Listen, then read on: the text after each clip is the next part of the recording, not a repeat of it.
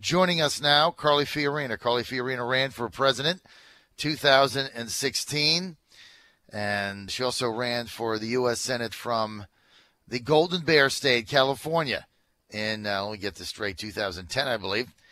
And she is now a Virginia resident, a regular on the John Fredericks Radio Network. And we believe that Carly Fiorina will run for U.S. Senate in Virginia in 2018 against Tim Kaine.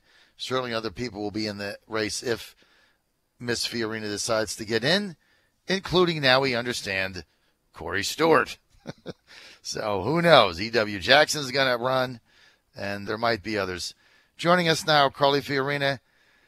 Great to have you with us again, Carly. Good morning, John. How are you?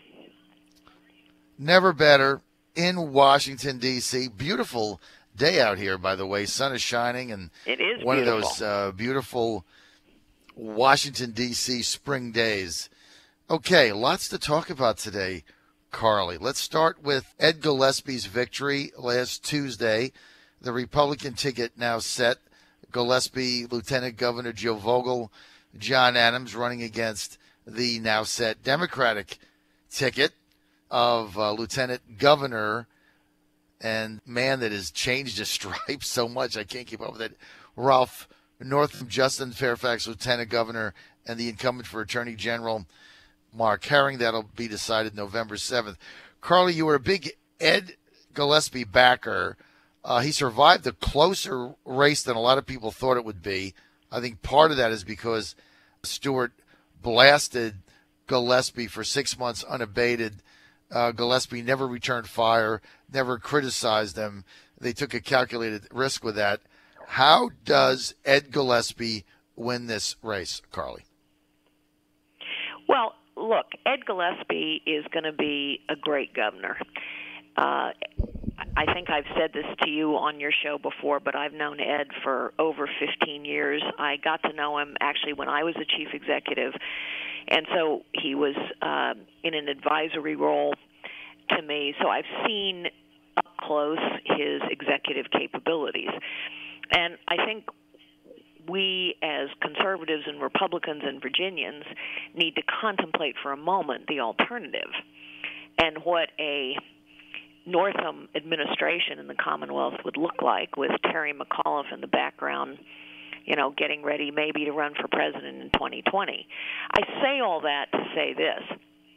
We had good people running in the primary, including Corey Stewart. It was a hard-fought primary, but now the primary is over. And this election is going to come down to turnout, among other things, and a pragmatic assessment of who's going to be a better governor. And so I hope Republicans and conservatives, including Corey Stewart, but not limited to him, will rally behind Ed and make sure we take the governor's mansion back in November. The problem is the Democrats have won 8 consecutive statewide races in Virginia, Carly, and you look at the dynamics and the demographics now in Northern Virginia, where Clinton beat Trump in 3 cities there, Fairfax, Arlington, and Alexandria, by 340,000 votes. So in order for Ed to win, obviously he's got to cut that down. And with so many government workers there now, how do you navigate your way through this? There's some people thinking, is Virginia a lost cause? Is it the New Jersey of the South? How do you cut in to the Democratic built-in base now in these 3 Northern Virginia cities? Well, I do think Ed's strategy is exactly right. And the strategy that Ed deployed during the primary, I believe, is what he will, I can't speak for him, but I believe he will deploy in the general. And the strategy is this. He is appealing to all Virginians on the basis of common sense policies. I want to cut taxes. I want to improve the education system. I want to get the economy going. Virginia's economy has been going in the wrong direction despite the right direction of many economies across the country, despite all the government workers that you described. Virginia's economy has to be diversified in order to be healthy. Economic progress has been in the wrong direction. We've fallen. Virginia used to be in the top 5 states in terms of great places to do business and economic growth, and now we're in the bottom tier. The same is true of education. And so what I think Ed is going to continue to talk about is let's get Virginia going again and growing again for every Virginian, not just those who work for the federal government. And I think he is trying to do so in a way that appeals to those independents who, frankly, may not be political partisans or activists, but care about their own lives. You know, I always say politics is personal. It is. People assess what's going on in their own life. You're right. I mean, there are a huge number of activated Democratic voters. We saw that in this primary. We're going to see it in November, which is why those of us who care about governance in the Commonwealth need to be active and help Ed with his, I think, common sense message of pragmatic improvement for the Commonwealth. You know what's crazy? You go into social media, Carly, and you see a lot of the Corey Stewart voters saying, oh, I can't vote for Ed.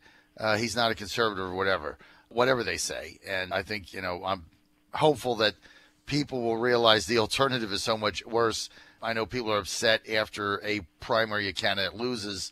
But it's like, okay, let's see. Ed Gillespie ran in this primary on a platform to cut income taxes and dramatically reduce the size of government in Virginia by eliminating 2,000 positions. So how is that not a conservative position? I mean, it's like, what are these people talking about? Exactly. Cut taxes and cut government. And I'll also point something else out here, John. The Democratic primary was incredibly bitter. You will recall Perello and Northam are spending tons of money attacking each other right up until the very last minute. And yet, the minute that primary was over, that party united. The minute it was over. So we need to do the same. We never do that. Why don't we do that? And they always do that. And we're shooting ourselves in the foot if we don't.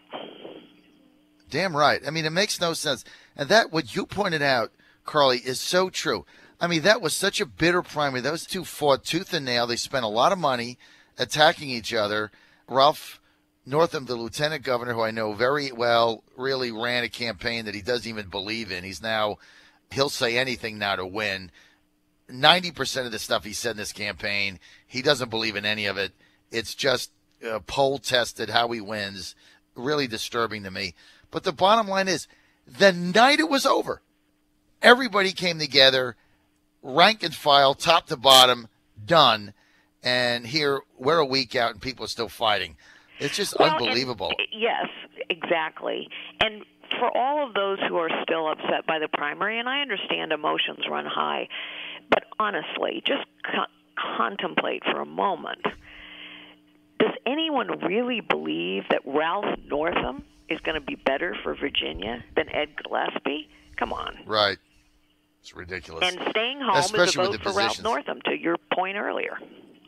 Especially with the positions he's taken now, and he's become a complete slave to the far left-wing agenda. He wouldn't even stand up for the pipeline of jobs for Virginians, and what he said about the president calling him in his ads a narcissistic maniac. I mean, his positions have gone off the charts down the other way, the left-wing way. So, and the other thing that baffles me is Ed Gillespie never said a negative thing about Frank Wagner or Corey Stewart. Not one thing, not one ad, not one tweet. He didn't say a negative thing about either of these candidates. He ran his race, didn't go negative one time, which is a big risk to take. Didn't want to alienate voters of either candidate. And I'm a longtime friend and supporter of Frank Wagner. Great guy. Never said a bad thing about him. And so we ought to be able to come together now. And it's disturbing to me that we can't, especially because he's running on a platform of cutting taxes and cutting government. I don't know how you get more conservative than that. It's quite annoying. Exactly. And as you point out, John, it takes a lot of discipline to never go negative, particularly when people are going negative against you. It takes a lot of discipline. And we all, as voters, we all say, gee, we want positive campaigns. Well, gosh, that's what Ed ran. And so we ought to reward the behavior we say we want. You're right. And look, I was not a big fan of his when he ran for U.S. Senate against Mark Warner, as everybody knows. I didn't like that campaign, but I've had him on my show now many times, and he's solid, and I think he really believes that he can move Virginia forward. I think he's much more suited for governor because he really understands the issues in depth, and it ought to be an interesting campaign. We'll see how it plays out. But I'm going to predict right now Jill Vogel's going to win regardless of the outcome at the top of the ticket. I think she is really set up for a victory in November. Carly, let's get to Robert Mueller. Both of us were in favor of a special prosecutor to stop the drip, drip, drip and get to the bottom of this and get it over with. But I've really soured on this guy. I don't like the way this investigation is being run now. I believe that it's an inquisition in order to find something to drive Trump from office. And I tell you, two things got my attention in this.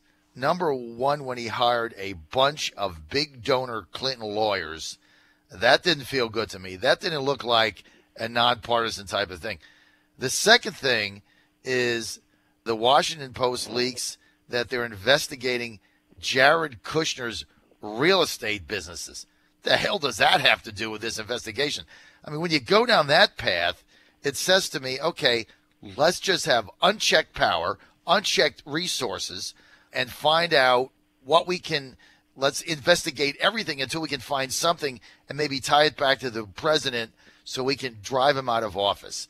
So I'm really troubled now by Mueller's investigation. And so I've done a 180 on it. I don't like it. I don't like their objectives. And I think they're trying to just drive Trump from office. Tell me I'm wrong. Well, first, there's no question that the Democrats, not Mueller for a moment, just the Democrats, the Democratic Party, their strategy has become, let's figure out a way to get this guy out of office. There's no question. So we know that. It's why these House races are so incredibly important for them. They need to take the House in order to execute that strategy. I am continuing to assume that there is no there, that there isn't anything for Trump and his team to be worried about, and I think the longer this goes on, the more clear that becomes. In fact, you even had some people on the Sunday talk shows saying, well, there doesn't seem to be anything here. Because I believe that, I think whatever our misgivings are, we need to let this thing play out. And with less commentary from the White House, the better, in my opinion. But here's what I usually count on. I usually count on people's self-interest. It is a motivation that I think one can count on. And here's what I think Robert Mueller's self-interest is. Robert Mueller has honed a reputation over decades for integrity and impartiality. And I believe his self-interest causes him to not want to damage that reputation in what will probably be his last public official act in his career. I just don't believe it. I don't believe that a man who is so invested in his own reputation is going to let it be ruined by partisan bickering. Now, maybe I'm counting on his self-interest a lot, but I think he's demonstrated over the course of his career that he's a pretty strong stand-up guy who will stand up to anybody, Republicans as well as Democrats. And so my view is, let's have our misgivings, let's watch this thing carefully, but my view is a good investigation is necessary to clear the air, and an impartial special prosecutor is necessary so that all Americans believe the outcome. So I'm prepared to continue to give Robert Mueller the benefit of the doubt. Why? Because I think in the end, like most of us, he's self-interested. How long? Well, you and I talked about this when we talked about an independent commission versus a special prosecutor. I said the problem with a special prosecutor is their work is done in private, their work is done in secret, and their work, you don't really know where their work is, and that has always been the downside. But I don't think this can go on forever, once again, because of his own self-interest. I mean, he's probably thinking, what the heck have I gotten myself into? I got to get this thing closed up. So I don't know the precise answer to your question, but I just don't think this is a years-long investigation. On that, we agree. I'd love to see a timeline on it. I know that the president can't do that, but I can say this: we're going to be watching it. And for somebody like me that, we were in agreement, special prosecutor, let's get this thing over. Let's just get the facts out so that we don't have this constant drip. But now I've changed my position on it based on what I see happening. Let's go to Syria, Carly Fiorina, who is with us. Russians now saying, okay, here's the deal. To our knowledge, you have not declared war on anybody. If you fly U.S. planes into Syrian sovereign airspace, we're going to shoot them down unless you want to change your position here. The U.S. shoots down a Syrian plane. Very questionable why we did that. We don't know whose side anybody is on. This is getting very dangerous now. What do we do? Yes, it is. And it's far more dangerous than it was several years ago. Right. It is a demonstration of the fact, and you and I have talked about this as well, Russia is a bad actor. Russia is not our ally. Russia is, yes, there are places perhaps where we can cooperate with Russia, but Russia is not a reliable ally in any way. We can, of course, not allow Russia to dictate our actions, our strategies, and our movements in Syria. So last time I looked, Russia hadn't declared war either, and yet they're in there bombing.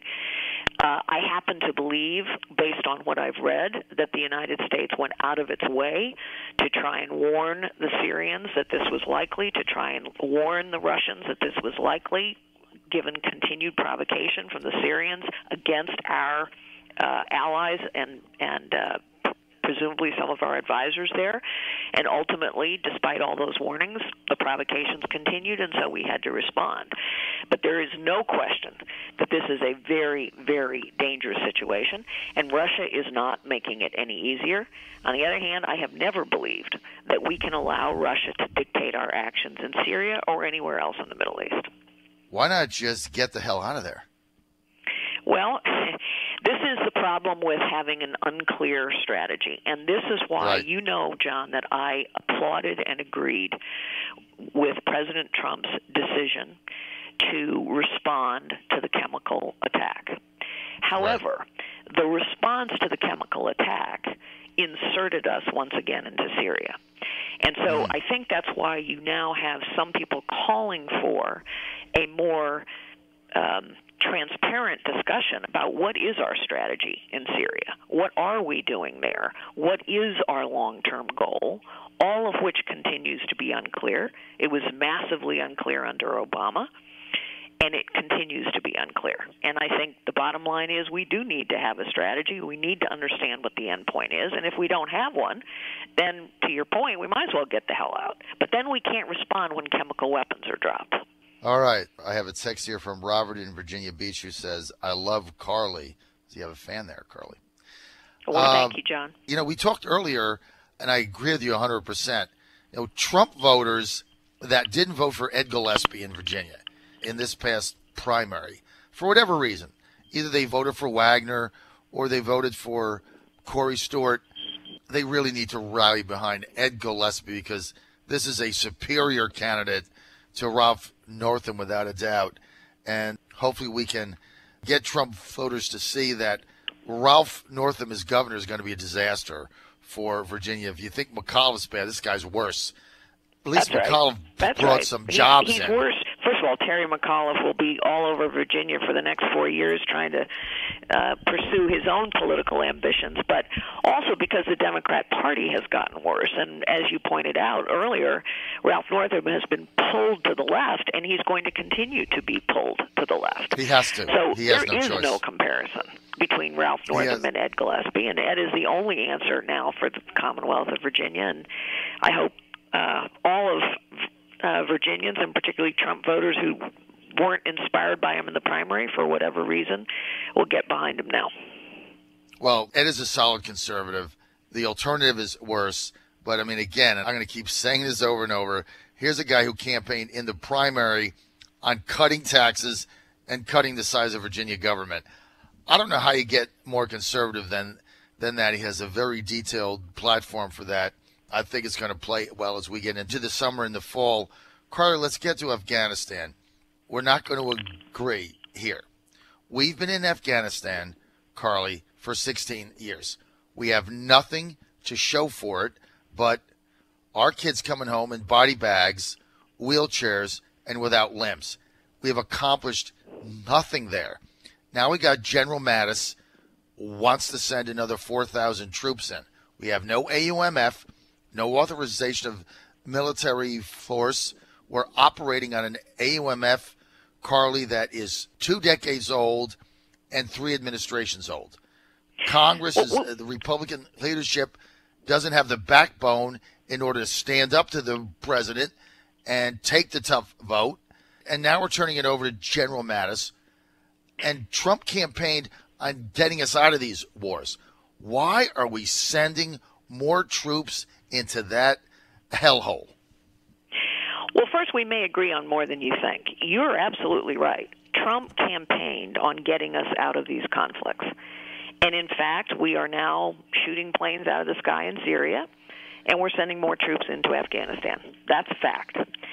Yes. Secondly, our misadventures in Afghanistan over the last 16 years are a result, I firmly believe, of the wrong strategy initially. When President Bush went into Afghanistan initially after 9/11, the very limited and stated purpose was, frankly, to bomb the hell out of the Taliban because they had killed American citizens. That's a good strategy. It's a necessary response.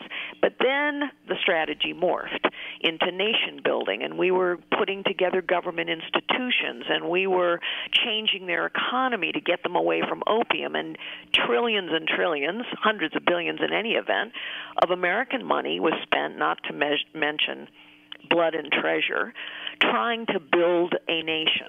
That was a failed strategy from the very beginning, and it was a failed execution of that strategy.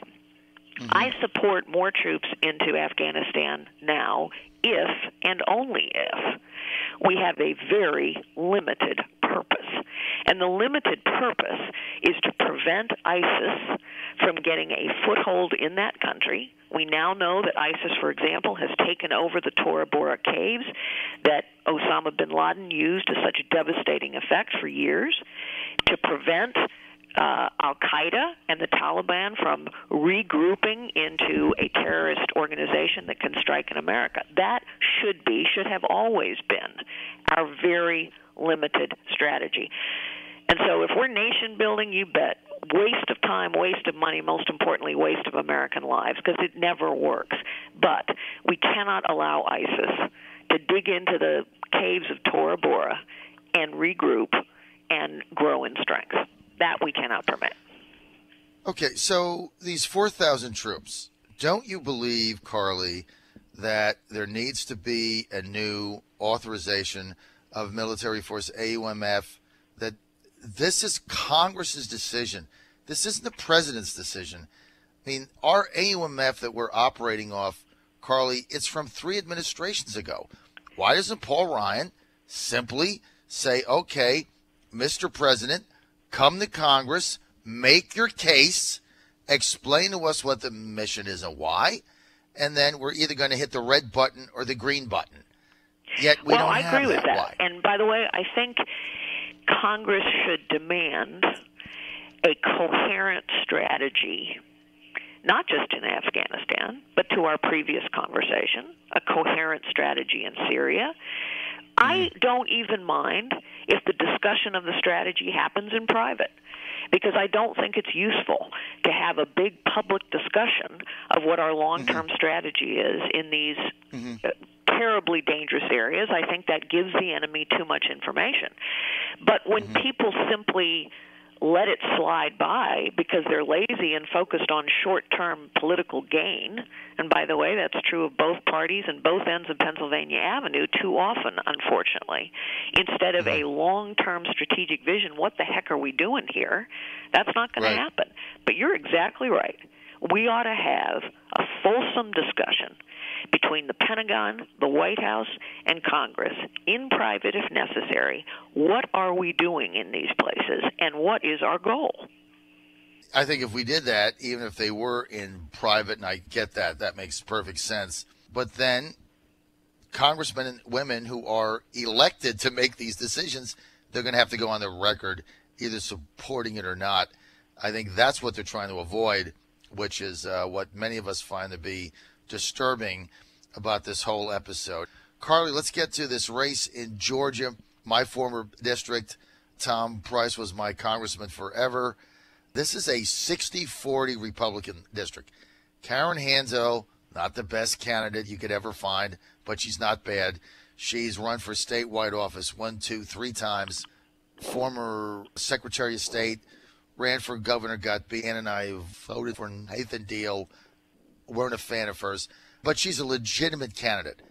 Is she going to win? What do you think? And if she doesn't, are you prepared for the mainstream media onslaught telling us that the world for Trump is coming to an end? Well, I think the answer to your second question is yes. That's absolutely what the mainstream media will do. As to your first question, I'm out of the business of predicting the future because, so many of our predictions have been wrong. I don't know. Clearly, Except nobody mine. knows. This thing is incredibly Except close. mine. Mine are always right. But let me just go back to your last point, if I may, John, because Yes. this is what I think is so concerning to so many Americans about politics. We elect representatives to solve problems. And problem solving requires thinking larger than your own immediate political gain and thinking longer term than 18 months out when the next congressional election is going to occur. And so many of our problems fester because our politicians and all the apparatus that supports our politicians get so consumed by the hand-to-hand combat that occurs every 12 months now that we can't ever get to the bigger problems and sit down and solve them. I think that's why people are so frustrated. And so once again, that's what's happening in this contest. The whole nation is consumed with not the problems that need to be solved, not the people who live in that district and what they hope for. No, it's Democrats versus Republicans. But let me just say this.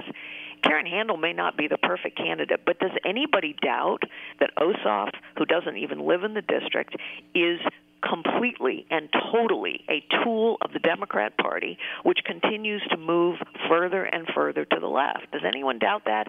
I hope the people in that district in Georgia understand that he will not represent them. He's going to represent the Democrat Party. He's a 29-year-old, totally empty suit young fellow that's never had a job outside of a lower-level aide in a congressional office that doesn't even live in the district. I mean, the whole thing is asinine to have spent $37 million on this young man. And the thing is, they're going to rent the seat because this is a 60-40 district Republican. Even if somehow Ossoff wins tonight, Carly Fiorina, former Speaker of the House, Mark Burkholder, is going to announce a campaign to oust him in the November midterms tomorrow. He's going to lose. So to spend $40 million, $37 million for a seat for 18 months, it's insanity beyond belief. And they're doing it just so they can control the narrative if this young man wins. But I'm in the business of making predictions. I'm hardly ever wrong. And I think Karen Handel wins tonight 51.5 to 48.5. So we'll see how that Wow, well, turns that's out. a very precise prediction. Put it all Yeah, out there, I man. think she wins. The last predictions I made for the Virginia primaries, I'm at 96%. I got 9 out of 10. I picked 10 races. I got 1 wrong. Well, those Richmond. are pretty good odds. Oh, yeah, I mean, Karen is going to win. They got the early voters out. All she has to do is get Republicans out, and she is going to beat Ossoff. Okay, we're almost out of time. I got to play this Bernie Sanders clip and get your reaction to it, if I may. Here's a senator from Vermont, Bernie Sanders, on the debate now with Obamacare. I can only speak for myself. I will do everything humanly and legally possible to make sure this horrendous piece of legislation, which will be close to what the House passed, never sees the light of day. This is the House-passed bill, Chris, is the worst piece of legislation by far that I have seen in my lifetime. And I will do everything I can, and I think I speak for a number of other people in the Democratic caucus, to make sure that legislation like this never, ever sees the light of day. Reaction, Carly Fiorina. Well, so let's see. On the one hand, Republicans are doing this all in secret, and so no one's ever seen this piece of legislation. And on the other hand, it's the worst piece of legislation he's ever seen. So which is it? They're either doing it in secret or you've actually seen it and you don't like it. But they can't have it both ways. No one should be surprised by the Democrats' strategy here. No one should be surprised by their strategy. Their strategy is obstruction and prepare to impeach Trump if at all possible. That's their strategy. That's it. Too bad the American people are let down by that. Having said all that, you and I have talked about this before, John, as well. Eventually, the Republicans are going to have to get out there and sell this bill to the American public. Eventually, Americans don't care about the political back and forth and do care deeply about their health care. And so whatever this is, whatever's in it, whether it passes or not, Republicans as the governing coalition here and the governing party need to tell the American people what they believe in and why it's going to be better than what the American people have today. And they have to do that with one voice, right? That's one right. Concerted That's voice. Right. If you were advising them, they probably should call you up. But if you were advising them, I agree with you 100%. They have to sell it to the American people, and they have to do it with passion. They have to believe in it. And, of course, right now we don't even know what it is. But if you were advising them, what would be the Carly Fiorina strategy here? Go sell this. Take the top 10 things that you think are wrong with Obamacare. They're not not difficult to figure out. What are the 10 things about Obamacare that you are fixing, and how are you fixing them? And remember when you sell it that health care is personal. It is deeply personal to people. So this actually isn't about Republicans beating Democrats. It's not a political issue, although, of course, to the politicians on Capitol Hill, it's all about politics. But to the American people, it's personal. It's their health and their health care. So sell it with the people's personal interests in mind, not your political interests. I tell you what, there is the final word. We're out of time. I want to thank Carly Fiorina for being with us today. More information, go to carlyfiorina.com, carlyfiorina.com, and you might be seeing Carly running for U.S. Senate in Virginia. Do you imagine Carly debating Senator Tim Kaine? I mean, would you salivate for that day or what? Carly, thanks for being with us. I really appreciate the time. John, always a pleasure to be with you. Take care. Have a great day. All right. Go to carlyfiorina.com.